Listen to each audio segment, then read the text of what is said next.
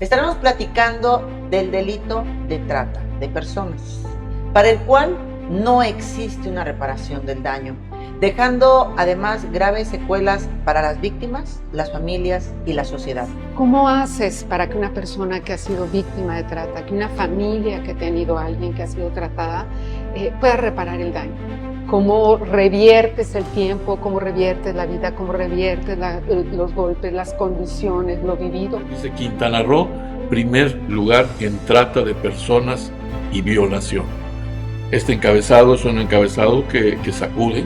Me parece que es verdaderamente alarmante y digno de poner a la vista de la gente y a la vista de la sociedad, como lo hacemos en este programa, este tema tan sensible. Pero en Quintana Roo en particular hemos visto muchas situaciones en menores, en niños, en los bares, vendiendo a altas horas de la noche. Y en los números, cuando busca unos números estadísticos para citar como fuente, están totalmente fuera de proporción.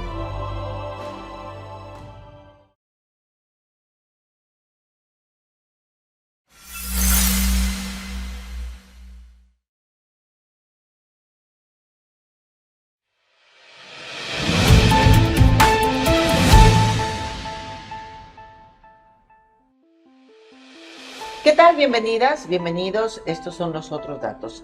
Yo soy Janet Saldo y el día de hoy estaremos platicando del delito de trata de personas, para el cual no existe una reparación del daño, dejando además graves secuelas para las víctimas, las familias y la sociedad.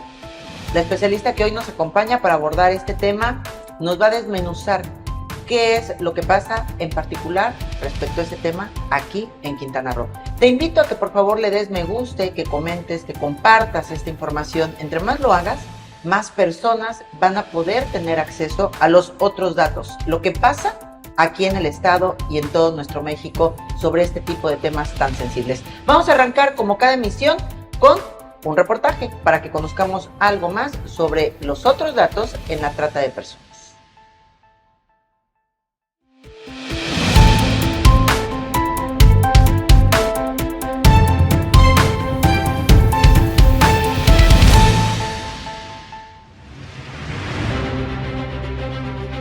La trata de personas es un problema serio y en constante crecimiento en México, con un aumento alarmante en su incidencia delictiva. En el transcurso de solo un año, la cifra se ha disparado en más de 60%, pasando de 1,316 víctimas registradas en 2021 a 2,583 al cerrar el año 2022. Para agosto de 2023, México ya había contabilizado 488 víctimas, de las cuales 34% eran niñas, niños y adolescentes.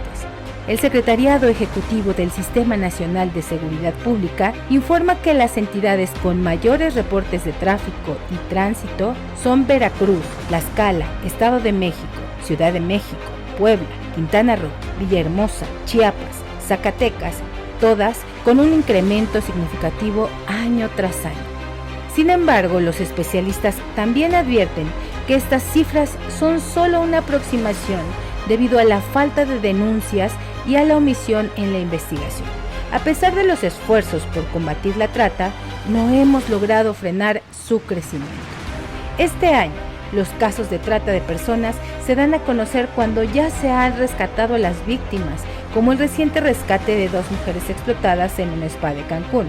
Hasta la fecha, hemos registrado 48 mujeres víctimas de trata, 31 carpetas de investigación por corrupción de menores y 41 carpetas de investigación por trata de personas. Pero rescatar a las víctimas no es suficiente. La psicóloga especialista en trauma y delitos de alto impacto, Mónica Alvarado, señala que las víctimas se encuentran solas y temerosas de regresar a sus lugares de origen por miedo a ser señaladas. Porque además no solo es la atención, sino que no pueden volver a sus lugares de origen, a sus casas, por las circunstancias que viven ahí, porque los grupos delincuenciales que las vendieron son del pueblo muchas veces, de su propia ciudad, ¿sí? Y corren riesgo, ¿viste? Pero además, las familias no las bien reciben nunca, o sea, en general son víctimas de todo tipo de violencias en su casa también. muchas veces violentadas sexualmente también. Entonces, no hay un programa de atención psicológica especializada ni de reinserción social, pero antes de la reinserción tampoco hay refugio. La mayoría de las víctimas son engañadas bajo la promesa de un trabajo bien remunerado en la industria del turismo, pero la realidad es la explotación sexual. Este delito está estrechamente ligado a la pobreza, la desigualdad y la violencia. La pandemia de COVID-19 agravó aún más la situación de vulnerabilidad, ya que muchas personas perdieron sus empleos y su calidad de vida. Esto las hizo más vulnerables a la trata, con la falsa promesa de mejorar su situación. ¿Qué pasa en Quintana Roo? Pues lo que pasa en cada uno de los estados de México, lo que pasa en México, que la impunidad es total, total y completa. La pandemia nos dejó más insensibles de lo que estábamos para sobrevivir. Y entonces ya nadie se mete. La lucha contra la trata de personas es una tarea que nos concierne a todos y juntos podemos marcar la diferencia.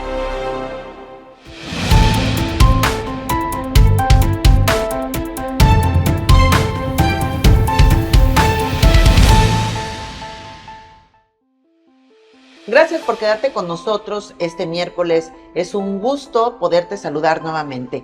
El día de hoy le doy la bienvenida con mucho respeto y admiración a nuestra invitada, Celina Izquierdo Sánchez. Ella es ingeniera civil. Bienvenida. Muchísimas gracias. Buenas tardes. Gracias por la invitación. Ella ha trabajado en procesos educativos durante los últimos 22 años. Desde las estadísticas se ha dedicado a hacer investigación científica sobre género y ciudadanía. Formó y coordinó durante 12 años el Observatorio de Violencia Social y de Género en Benito Juárez, Quintana Roo. Además, ha coordinado programas de desarrollo comunitario durante los últimos 15 años.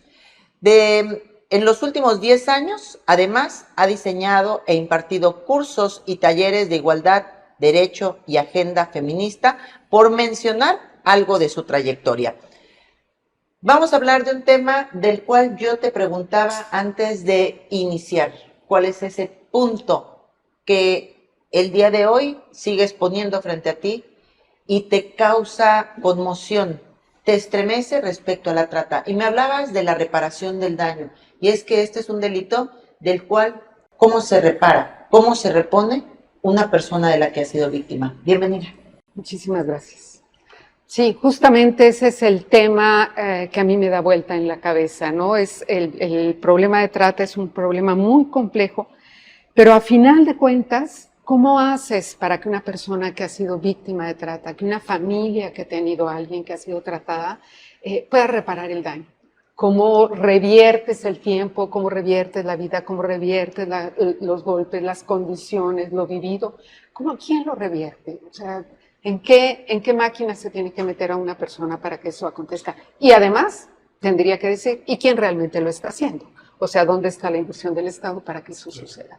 Así es de que, pero me quedo con la primera parte. Es muy difícil, es prácticamente imposible la reparación del daño en comparación con todos los otros delitos. Por eso hay que evitarlo a toda costa. Y no podemos dejarnos en las manos de otros para que otros lo eviten, si podemos hacer nuestra parte cada una de nosotras, como familia, como colegio, como sociedad. A mí me parece que primero es un honor tener a Celina aquí con nosotros, y me parece que el tema que hoy se está abordando es un tema realmente delicado, un tema verdaderamente sensible para nuestra comunidad, para la sociedad quintanarroense, y más cuando ve uno este tipo de notas que tengo aquí a la vista, del 29 de diciembre de 2022, nota de Milenio, que se las voy a leer. Dice: Quintana Roo, primer lugar en trata de personas y violación. Este encabezado es un encabezado que sacude, alarmante, preocupante. Citan algunos casos que posteriormente señalaremos, pero me parece que es verdaderamente alarmante y digno de poner a la vista de la gente y a la vista de la sociedad, como lo hacemos en este programa, este tema tan sensible. Y además desde una óptica que a mí me llama y me motiva mucho hoy, Nedly, que es el cómo podemos participar todos en su prevención. Primero que nada, Celina, ¿qué es la trata? Porque lo que no conoces, lo ignoras y no sabes ni siquiera cómo poder afrontar. Eso está muy bien abordarlo desde el principio, porque si hablamos de trata, inmediatamente pensamos en mujeres, en niñas, en prostitución. O sea, como que esa es la idea de trata. Y eso es lo primero que hay que quitar de enfrente, Claro. ¿no? La trata puede ser explotación sexual infantil, puede ser robo de niños y de niñas, puede ser extracción de órganos, puede ser trabajo forzado en niños, en jóvenes, en adultos, en ancianos. Puede ser que la delincuencia organizada trate a los jóvenes hombres y mujeres para trabajos forzados, para sicariato, para reclutamiento. Es decir, la trata hay que quitarle solamente ese componente sexual y que va a mujeres para abrir el compás y poder entender que prácticamente todo el mundo podría ser víctima de un delito de trata, desde los muy chicos, ¿no? Algunas veces por sus órganos, algunas veces para explotación sexual, algunas veces ya cuando son adultos o adultas para prostitución. Solamente cuando hablamos de adultos y adultas podemos hablar de prostitución. Antes tenemos que hablar, cuando son menores o adolescentes, de explotación sexual, porque ahí no hay prostitución. Pero también puede ser para trabajos forzados, para trabajar en casa, para servidumbre, para recoger pizca de jitomate o de algodón en el norte, ¿no? Hasta para sicariato. Para trabajos peligrosos, ¿no, Celina, Todo también? eso es la trata de personas. Y oficialmente en Quintana Roo tenemos reportados solo 5 casos. Oficialmente en las estadísticas y en los números, según se establece, ¿no? Sin embargo, vemos en la realidad en la calle, hay un tema que yo he insistido mucho y que con uno de los reporteros que participa conmigo en Click Noticias le he encargado exclusivamente darle el seguimiento, que es sobre todo lo que vemos en los cruceros, ¿no? Estas mujeres vestidas de payasitos con los niños, que luego que tal parece que les dan hasta el uniforme porque todas están vestidas igual. Hemos estado intentando tener información por parte de las autoridades y siempre nos comentan que no, que son hechos aislados, que son mamás que están buscando con sus hijos una forma de adquirir un ingreso para su día a día, pero por el comportamiento que hemos estado observando, llevamos meses siguiendo ya este caso, estamos seguros que no es así, ¿no? Y bueno, pronto tendremos ya este reportaje listo que vamos a presentar, pero en Quintana Roo en particular hemos visto muchas situaciones en menores, en niños, en los bares, vendiendo a altas horas de la noche, realizando jornadas laborales que no cumplen con las normas. Y en los números, cuando busca unos números estadísticos para citar como fuente, están totalmente fuera de proporción. ¿Tú qué has encontrado en las investigaciones que ustedes han hecho? Como bien dices, lo vemos en la calle, lo vemos en algunas mujeres indígenas, verdaderamente indígenas, que pueden ser de Chiapas o de Guatemala, que tienen a sus niños que están en las esquinas, pero si te vas a las 5 de la mañana vas a ver cuál es la camioneta que las deja ahí, y si te vas a las 7 de la noche vas a ver cuál es la camioneta que les recoge y qué hace con ellos, y cómo las tienen viviendo en galerones. Entonces, ellas podrían decir es que estoy de manera voluntaria porque realmente me están pagando. Pero, y ahí acabas de dar con un tema fundamental, es que muchas veces las personas víctimas de trata creen que tienen voluntad de hacer eso. Y la voluntad solamente puede ejercerse cuando tienes opciones. Si no tienes opciones, no hay manera de ejercer la voluntad. Y habría que preguntar cuáles son las otras opciones de estas personas, a las que traen acá, a las que les quitan o no tienen papeles, a las que las ponen en un galerón a vivir, a las que les retienen a los hijos o les dan unos hijos para que hagan un cierto trabajo. ¿Cuál es la voluntad? Uno podría decir, bueno, pero de ahí sí pueden escapar, no es cierto. De ahí, de esa esquina no se pueden escapar, no sobrevivirían, porque hay toda una red atrás de ellas que desconocemos y la autoridad no desconoce. Ahí me quedo, la autoridad no lo desconoce. No lo desconoce y aparte de todo, a mí en lo particular, sí llega un momento en que sorprende, molesta, hasta la toma de pelo, la manera en cómo te contestan, ¿no? Yo he tenido un par de solicitudes de entrevistas y te dicen, no, o sea, recientemente vimos la firma de un acuerdo, de un convenio para evitar este tipo de situaciones, ¿no? Y yo hace rato se lo compartí a Janet, estábamos leyéndolo, y le digo, es que es de risa lo que ponen en su comunicado, ¿no? La manera en cómo plantean las cosas. Digo, en vez de firmar acuerdos, por favor, o sea, necesitamos ver hechos reales. Firmas, si nos ponemos a ver y analizar todos los acuerdos que hay entre el Estado, entre los municipios, con las diferentes dependencias, cuántas dependencias tienen recurso, como el DIF, como el GEAVI, como Seguridad Pública, como Prevención del Delito. O sea, si nos ponemos a contar cuántas instituciones están involucradas para evitar este tipo de delitos, son un chorro. Sin embargo, cada una trabaja con sus propios sistemas, de repente los ves sentados en una mesa que dura 3 horas, sus pláticas, sus acuerdos, pero en la calle no vemos eso reflejado, no vemos, claro. La realidad es que no lo vemos y cada vez son más. Y es aún más, exacto, ese es el tema, y es aún más preocupante, que pareciera que existe una constante de incremento, de aumento en el número de casos.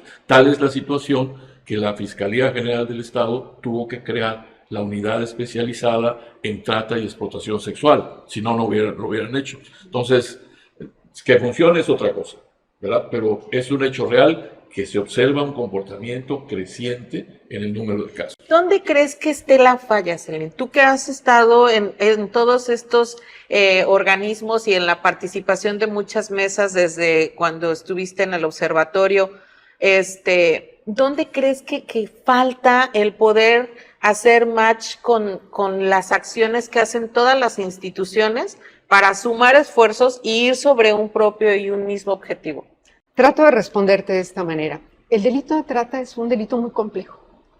Para que se tipifique un delito, tiene que cumplirse exactamente con lo que dice la ley. Claro. O sea, este delito es esto. Así es. Para que se tipifique, tiene que cumplir con todo eso.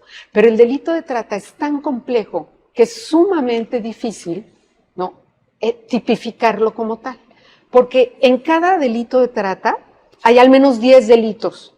Está el secuestro, está la transportación, está la entrega, está el engaño, está la retención de documentos, está el forcejeo, están las lesiones. O sea, hay una serie de delitos, ¿no?, que lo componen, que son parte de, que el Ministerio Público dice, no nos vayamos por trata, mejor vamos a acusarlo por violación, o por prostitución, o por lesiones, o por sustracción, o por no sé qué, queriendo hacer el favor de que eso realmente se tipifique, no se van por el delito de trata, pero ahí tenemos un primer quiebre, ¿no? Ahí tenemos un primer quiebre de cómo se tipifica el delito y habrá que solventar ese gran problema porque entonces nadie entra por delito de trata. Y también por eso las cifras al final no concuerdan.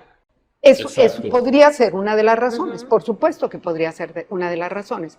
Otro es que las personas, en general, un delito es cuando tú acusas, pero en general las personas víctimas de trata no saben cuál es el delito que se ha cometido contra ellas. Pregúntale cuál es el delito. Bueno, es que no me robaron, es que no me golpearon, o yo me fui voluntariamente. Bueno, es que a mí realmente me enamoré y me fui con él. Entonces, el delito propiamente, la persona que lo ha vivido, difícilmente encuentra cuál es el delito cometido. Sí. No es exactamente esclavitud, pero sí me daban dinero, pero sí me pagaban, pero sí le mandaban a mis hijos. Es decir, es muy complejo tipificarlo también y reconocerlo desde el punto de vista de la víctima y de la comunidad, que la comunidad para nosotros es muy fácil decir, ay, pues se fue con él, ay, pero si todas se lo decíamos, oye, pero si le estuvimos diciendo, ya lo sabía. Así son todas, o así son todos. O es que les gusta, como dicen en otros destinos turísticos. ¿Por qué están todas estas jovencitas aquí? Pues porque se bajan de la sierra, pues porque les gusta, porque es dinero fácil. Entonces, esa normalización del fenómeno hace que se dificulte que las personas entiendan que son víctimas de un delito. Entonces, ahí tendríamos otro tema por el cual trabajar. Hay un delito y no eres culpable. Pudiste haber sido engañada, pudiste incluso haber dado tu consentimiento, pero eso no te hace responsable ni te hace culpable. Sigues siendo víctima. Y la familia tenemos que reconocer y la comunidad que ahí siguen habiendo víctimas. pese a que luego se hayan hecho asiduas a las drogas, porque además es un mecanismo añadirlas a las redes de drogadicción, hacerlas drogadictas o hacerlos drogadictos, retenerle a los hijos para poder quebrar su voluntad, quebrar las redes familiares, aislarlas, todo eso es parte del delito, de tal manera que muy difícilmente ellas asumen que esto puede ser. Otra es que es un delito, mira, todos los delitos han evolucionado con la tecnología, pero mucho más. Este es dificilísimo. ¿Por qué? Porque un tratante puede tener solo un celular. Sí. Y con un celular cooptar a una niña y entregarla, o a un niño, ojo, me remito a las niñas, pero no necesariamente. Claro. O a un niño y entregarlo, es decir, yo nada más lo coopté y lo entregué. Es un eslabón aislado de una cadena, ¿no? De una cadena, él tampoco conoce solo a quien se le entregó y no sabe lo demás. Entonces, un delito que muta como un virus, ¿no? Que hoy es de una manera, pero luego se comporta de otra, pero cuando encuentras esto ya no se encuentras lo que sigue. Es global. O sea, puede ser alguien que solamente tenga un celular, pero puede ser una cadena. En general creemos que es una cadena. A veces no es así, por eso no hay que tener miedo. Perdón, fíjate que ahorita que estás tocando el tema del celular, yo le platicaba a Nes el otro día de un caso que se ha vuelto ya muy común, contratación vía celular, vía internet, vía Facebook, ¿no? Donde sale una persona que dice, te ofrecemos un trabajo, etcétera. La persona llama, porque yo sé de este caso, conocí este caso, una muchachita que yo conozco, joven, llamó y le dijeron, no, lo que tienes que hacer nada más es ponerte ropa interior y lucirla ante mi hijo. Así, a mi hijo te va a estar, ¿cómo se llama? Observando nada más, no te va a tocar, no sé, o sea, esta es una forma de enganchar a la gente. Y claro, no cualquiera cae en ese tipo pero hay quien cae. Sí. ¿Me entiendes? Entonces, esa es una forma de comenzar una situación de trata, ¿no? Es que se está volviendo muy común empleos por redes. Tengan mucho cuidado. Claro, porque luego se vuelven un chantaje. O sea, si no haces esto, entonces yo muestro a tu mamá. Las filman. O sea, ese es como uno de los inicios. Lo que también quería decir es que puede ser un delito global. O sea, quien está cooptando, puede estar hoy en donde quieras. En cualquier parte de América Latina, de España, de Europa, de Asia, de África, puede estar teniendo esa conversación con esta persona. O sea, puede ser en cualquier lugar del mundo, como puede ser en el sur o en el norte de la ciudad. Es que era un número local, un número de aquí de la ciudad. Eso no es ningún problema. Y le dijeron una dirección en una de las calles de Cancún. La citaron en una de las calles de Cancún. Hay un dato del Instituto Belisario Domínguez del Senado de la República, Mirada Legislativa, agosto 2022, el número 220, y escuchen este dato. Durante los 2 años de la contingencia sanitaria a causa del COVID-19, la trata de personas no disminuyó, a pesar de que no había gente en la calle, aparentemente. Por el contrario, el número de víctimas incrementó en todas las entidades del país, haciendo evidente la urgencia de establecer acciones más decisivas y efectivas para impedir que este delito siga victimizando a la población, en especial a las niñas, niños y adolescentes, que durante ese tiempo rebasaron en conjunto a las víctimas de trata de 18 años de edad o más grande. Sí. Estos son datos de la Comisión Nacional de los Derechos Humanos, y a mí me gustaría que nos platicaras desde ese dato, Celina, ¿cómo se puede prevenir?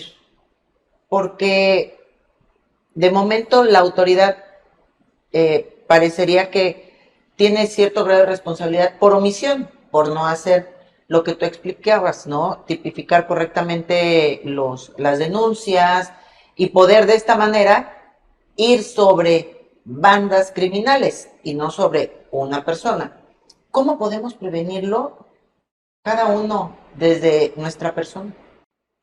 Primero, conociéndolo, sabiendo si no su magnitud, si su impacto, si de qué estamos hablando. Y segundo, abriéndolo a los niños, niñas y adolescentes. No lo van a abrir en las casas, ¿no? No lo van a abrir en las casas porque en las casas difícilmente tienen este conocimiento que estamos trabajando aquí. Lo tienen que abrir en la escuela.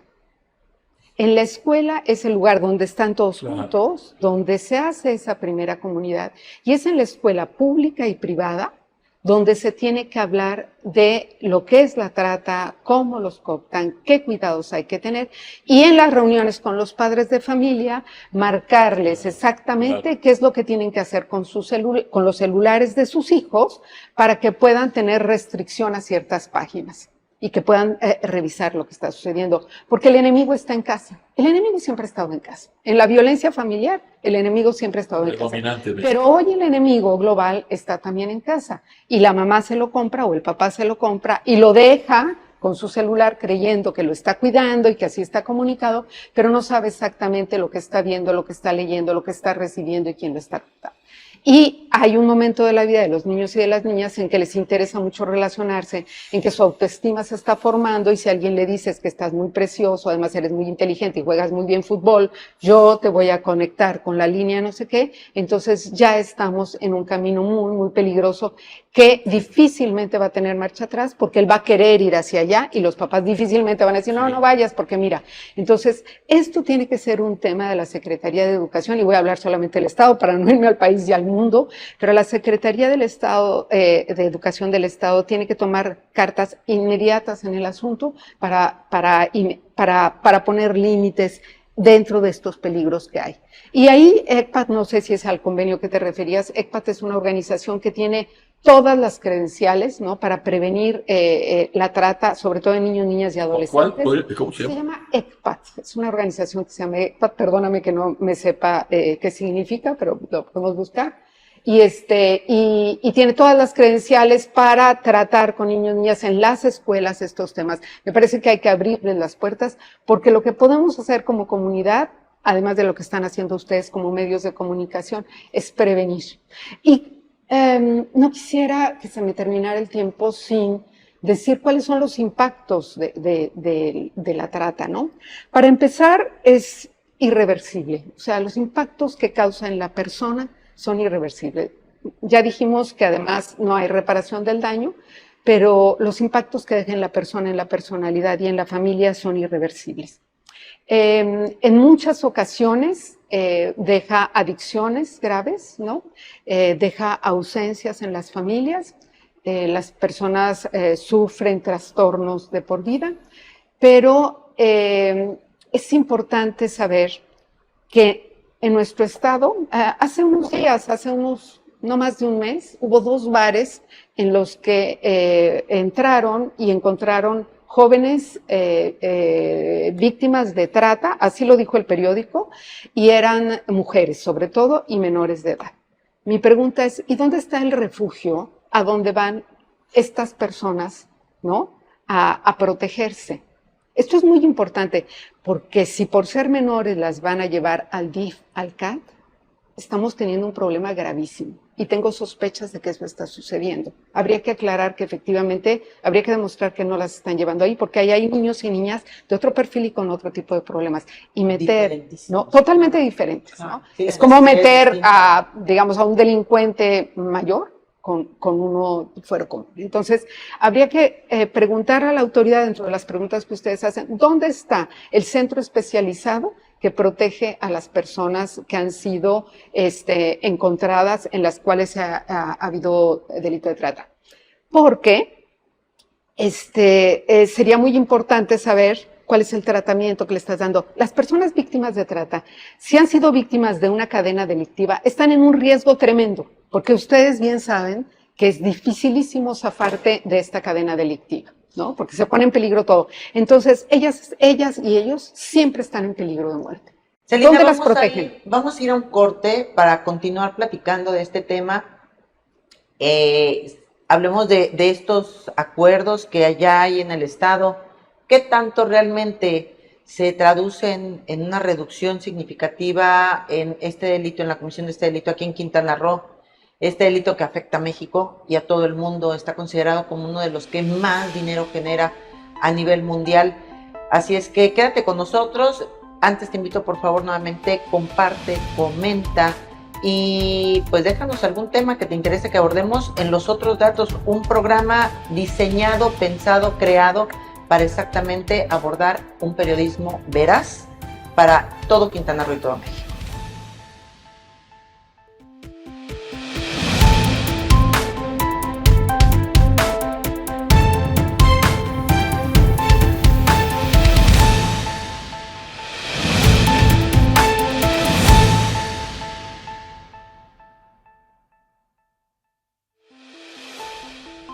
Regresamos a los otros datos. Soy Janet Saldo y el día de hoy platicando de la trata de personas. Se encuentra con nosotros la ingeniera Celina Izquierdo Sánchez, quien nos está hablando de este complejo delito por todo lo que tiene de implicación para las víctimas, para las familias, para la sociedad, todo lo que escala y lo que implica su correcta tipificación cuando se presenta este delito y se denuncia, y los vacíos que hay a nivel educativo, a nivel familiar, a nivel social, para prevenirlo, porque se vuelven vacíos el momento en el que por ignorancia un papá le da un teléfono celular, una iPad, un móvil a un hijo para entretenerlo sin saber que detrás de esa pantalla puede estar el gran riesgo de perder a un ser querido. Lo que tenemos que hacer es una prevención en todos sentidos, en todos sentidos. Tenemos que saber que los niños, las niñas y los adolescentes están en una condición muy vulnerable porque, como lo decíamos, tienen un celular en la mano que puede ser muy importante para hacer sus tareas, pero también puede ser muy peligroso. Echarle la bola a los papás que los tienen que cuidar es algo que me parece un poco injusto, porque veámoslos entre todos nosotros, pues los papás y las mamás salen a trabajar 8 horas, que es la jornada laboral al menos, y luego se transportan en 2 o en 4 horas de aquí a que llegan o salen de su trabajo y luego tienen que pasar a hacer algunas compras, y los niños salen a las 11:30 de la escuela. Entonces, de las 11:30 a las 5, 6, 7, 8 que llegan los papás, ¿quiénes los cuidan? Y no solamente en temas de su seguridad, sino de su alimentación, de su cuidado emocional, de su cuidado físico y, por supuesto, de las comunicaciones que tienen. Entonces, estamos teniendo una condición de enorme vulnerabilidad para niños, niñas y adolescentes que tenemos que cuidar, es decir, a la que tenemos que darle la cara en todos los sentidos.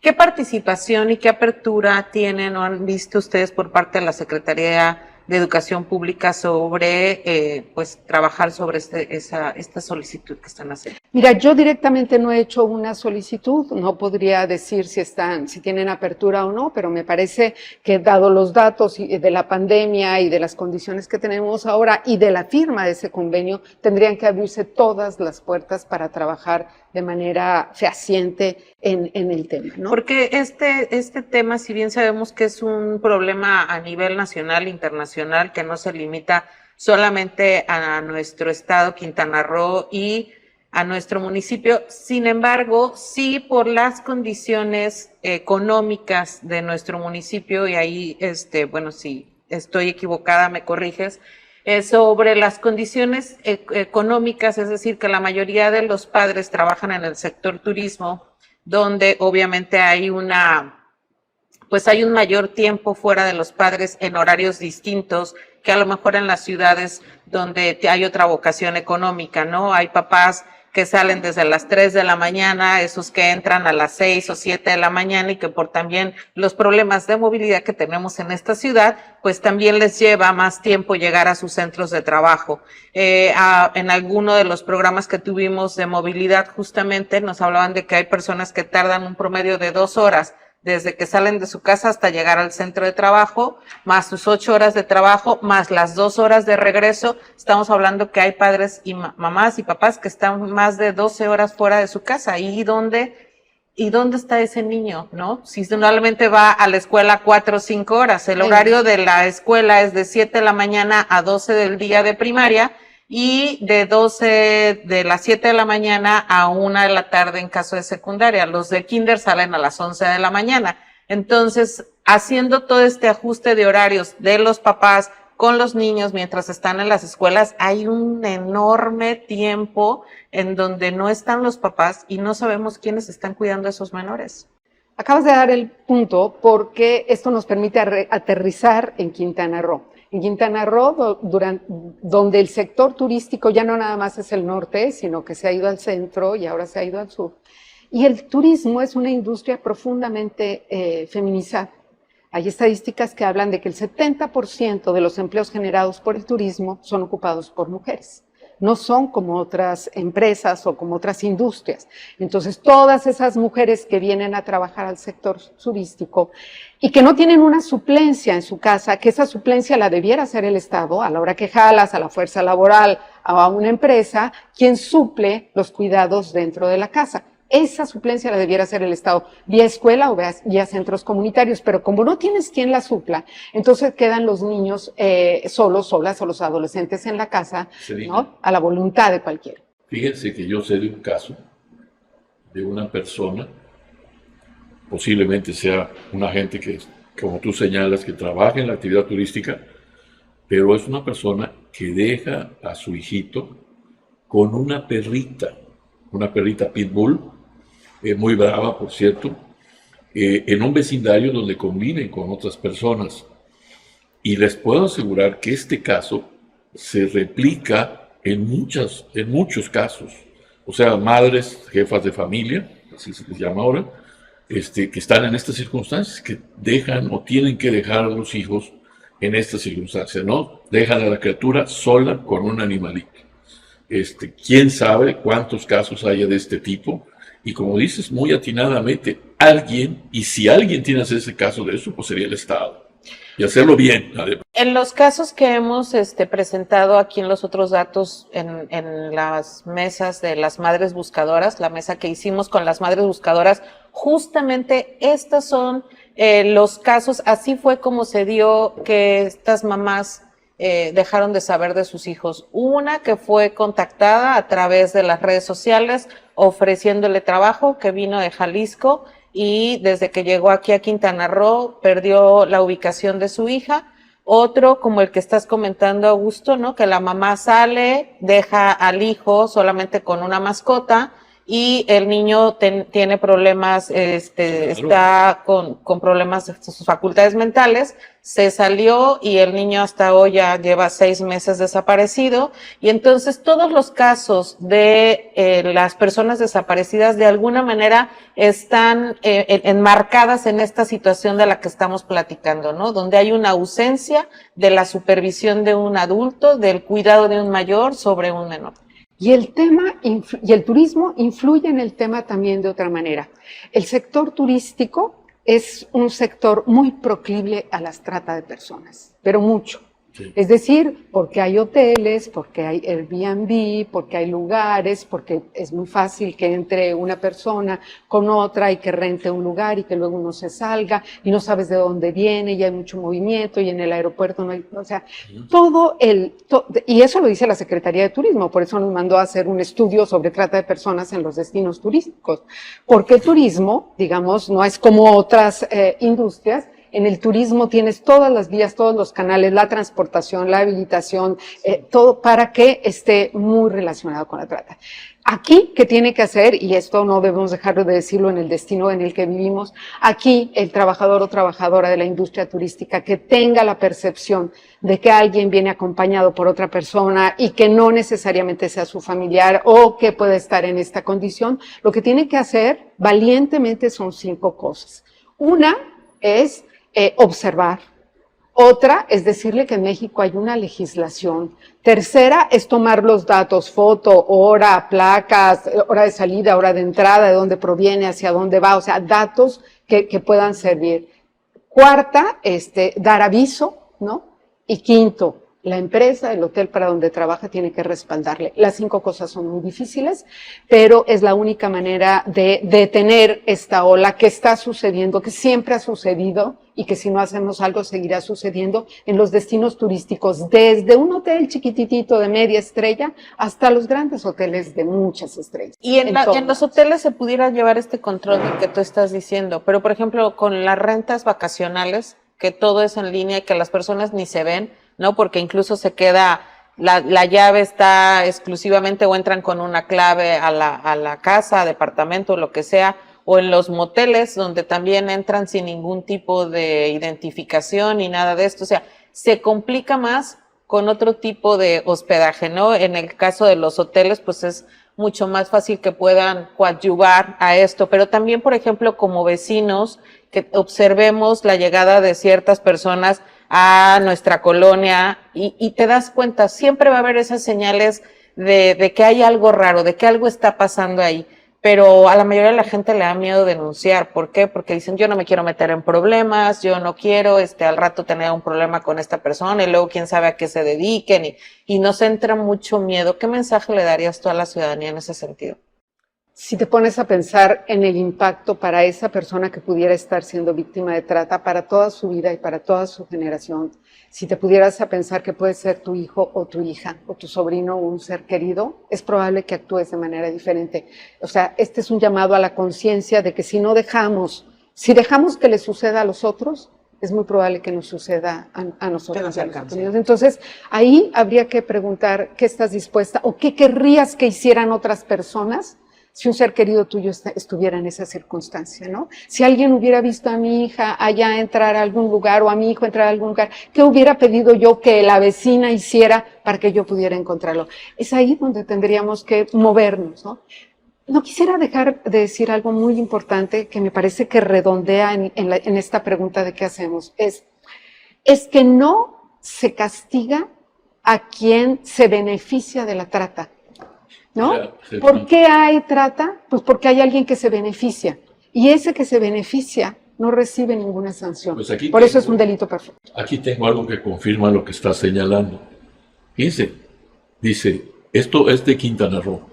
Mi mamá vendía mi cuerpo a señores, sobreviviente de trata de personas en Cancún, Quintana Roo. Y dice, Marisol contó el reportaje El infierno de la trata de personas en Quintana Roo, que despierta, que a los 8 años de edad escapó de su casa debido a que su mamá le ofrecía a hombres mayores. En los últimos meses, autoridades de Quintana Roo interceptaron un chat que servía de catálogo en el que tratantes de personas ofrecían a niñas y niños a sus clientes. En el reportaje El infierno de la trata de personas en Quintana Roo, transmitido en Despierta, Marisol, víctima de trata de personas, quien cumpliría 25 años en septiembre, contó a Daniel de Iturbide que a los 8 años de edad escapó de su casa debido a que su mamá le ofrecía a hombres mayores, muchos de ellos turistas. Dios mío. Fíjate que ahorita que comenta eso, otro dato del reporte global sobre trata de personas de la edición 2020, muy aproximado, dice que a partir de los datos de este estudio, en 148 países se han identificado 534 diferentes flujos de trata de personas en todo el mundo, encontrándose que las víctimas suelen ser explotadas dentro de zonas geográficamente cercanas al lugar a donde residían y la mayoría son rescatadas en su propio país de origen. Así es que la reflexión que haces de que, pues, como comenta Nedley, si notas algo raro, si ves que llega alguien con conductas que son sospechosas, por eso es tan importante cuando llega una alerta Amber, hay que replicarlas, porque... Tengo algo que decir en relación a eso, fíjate. Todas y todos recibimos muchas alertas Amber e inmediatamente las replicamos, pero eso pone en peligro a la familia y a la persona. Porque ese mismo WhatsApp le llega a otros delincuentes y entonces dicen, yo sé dónde está tu primo, nada más que tienes que darme tanto. Y entonces los grupos delincuenciales empiezan a presionar, ¿no? Entonces, qué bárbaro. Aunque sé que tenemos una autoridad muy débil, lo que hay que hacer es ir ante la autoridad y esperar que la autoridad actúe y no dejar que la autoridad diga, no, vamos a darle 24 horas, 48, porque va a regresar. O sea, apostarse ahí y decir, a mí me sacas una alerta Ámbar o me la sacas porque me la sacas. Pero cuando nosotros posteamos y decimos, es la amiga de mi amigo y este es su teléfono, estamos poniendo en peligro toda la cadena. Entonces, tengamos muchísimo cuidado con cómo difundimos las cosas. Buen comentario, ¿no? Muy buen dato. Siempre hay que presentar, pedir que se emita la alerta Amber. Siempre, te paras ahí, te llamas a los periodistas hasta que te la den. Y entonces sí ya, porque entonces ya ese número está registrado, está resguardado, todo el que se comunique por ahí va a ser seguido y no pones a la familia y a la persona en un grave... Puntualizando, hay que esperarnos a la alerta Amber. No, hay que ir por la alerta Amber desde el minuto 1 y no salir correcto, sí, hasta que esté, perdón, corrijo, tienes razón, hasta que esté la alerta. Sí, Sí, para Perdón que se por la interrupción. No te preocupes. Al contrario, Claro. qué aportación para... Desde luego. Esperamos que nadie de quien nos está viendo hoy Y aunque no tenga nos vean, que vivir esa experiencia. Sí, digo, nadie, ¿no? Pero quienes nos están viendo, ahí está la recomendación, de manera inmediata ir y pedir que se levante una alerta Amber y cuando nos llegue, difundirla, porque a esta persona a lo mejor la puede ver alguien, puede hacer la denuncia y puede ser. ¿Dónde se levanta una alerta Amber, Celina? Ministerio Público. Ministerio En la Fiscalía de Delitos, o sea, en un Ministerio Público. Tienes que ir a un Ministerio Público. Y regreso al punto, quien se beneficia de este delito tiene que tener una sanción de muchos tipos, ¿no? Es decir, estos que siembran en Sinaloa y que llevan familias completas de trata de personas y así cosechan el jitomate, tendríamos que ponerle restricción a los jitomates levantados con personas víctimas de trata y no comprar. O sea, la sociedad tendría que tener restricciones. Estos jóvenes que reciben WhatsApp con fotos de desnudos tendrían que saber que ese es un delito federal y que se pueden ir a la cárcel simplemente por ser beneficiarios de una imagen, ¿no? Sobre todo si es de una menor. O sea, tendríamos que poner también en el foco de quien lo consume, porque alguien puede decir, no, pues a mí me llegó y ya, y yo ni lo repartí, pero nada, ¿no? Está siendo parte de una cadena, está siendo parte de un delito, estás beneficiándote con el dolor de alguien más y necesitas tomar acción. A mí me gustaría, Celina, que nos fuéramos, hemos hablado de los niños, de las niñas, de las adolescentes, de las mujeres, las personas de la tercera edad, porque vemos a tantas personas en las calles que están pidiendo dinero, que están sentadas ya con lesiones, no pueden caminar y es también parte de esta trata. Y que los traen otras personas que sí están en condiciones óptimas y los traen en los cruceros, ¿no? No, deja tú. Yo he visto quienes están, o sea, los llevan en sus sillas de rueda, la persona, no sé qué tipo de parentesco tengan, si es que lo tienen, pero va la persona con algún problema físico en su silla de ruedas y el otro va llevándolo entre los carros para ir pidiendo dinero. Sí. Ahí, incluso el DIF, a quien siempre le echamos la bola, no debiera ser quien actúe. O sea, no es la persona que debe actuar. Ahí tendría que ser un ministerio público que hagan investigación y después canalizar a esas personas a centros de protección para adultos mayores. Pero eso no existe en nuestro estado. O sea, esa es otra, ¿no? O sea, las autoridades operativas, digamos, hacen la chamba, salen, encuentran. ¿A dónde van a llevar a estas personas si no tenemos, en el Estado no tenemos estos centros de protección? Pienso que aunque está el derecho, hay que hacer los derechos operacionales, hay que operarlos. Está el derecho, pero hay que hacerlo que opere. Y hablar de ello es empujar la carreta para que en algún día esos derechos realmente entren en operación para las personas. No, y también ojalá que haya una mejoría sustancial en el sistema judicial mexicano para que no suelten a esta gente como suele ocurrir por un expediente mal integrado o por estas cosas que suceden con frecuencia, ¿no? Mira que me he resistido una hora para no hablar del tema.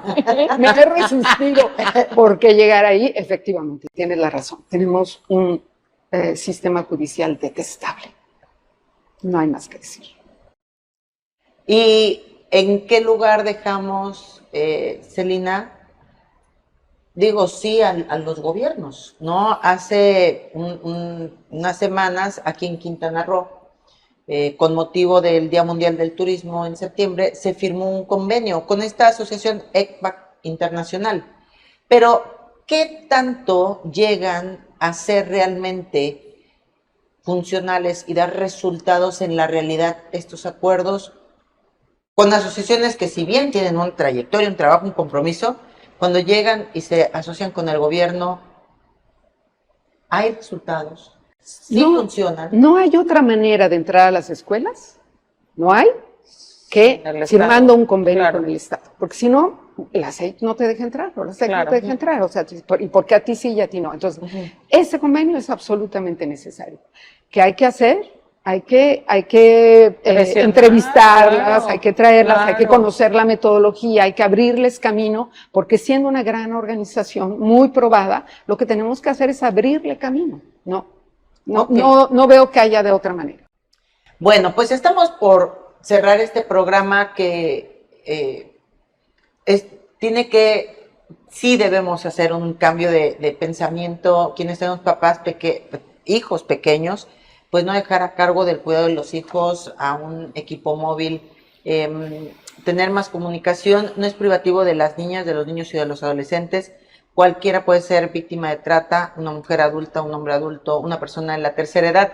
Y a mí me gustaría, empezando contigo, Augusto, ¿cuál sería la reflexión con la que te quedas el día de hoy?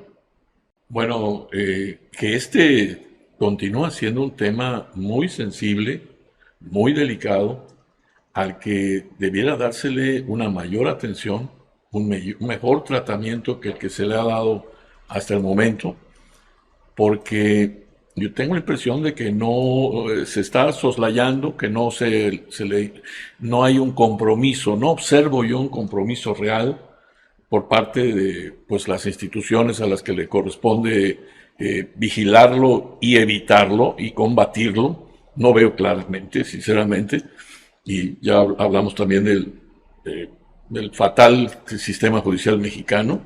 Y bueno, y ojalá que las autoridades pues tomen conciencia de esta circunstancia, porque es a través, sin duda, en gran medida a través del sistema, del medio institucional, en el que podría atenderse este tipo de temas, ¿no? Porque si no, va a continuar lastimando seguramente a nuestra comunidad, a nuestra sociedad. Esto va a seguir por mucho tiempo. Yo creo que es el momento ya de decir un hasta aquí, un ya basta, y tratar en lo posible, quizás no se puede evitar completamente, ¿no?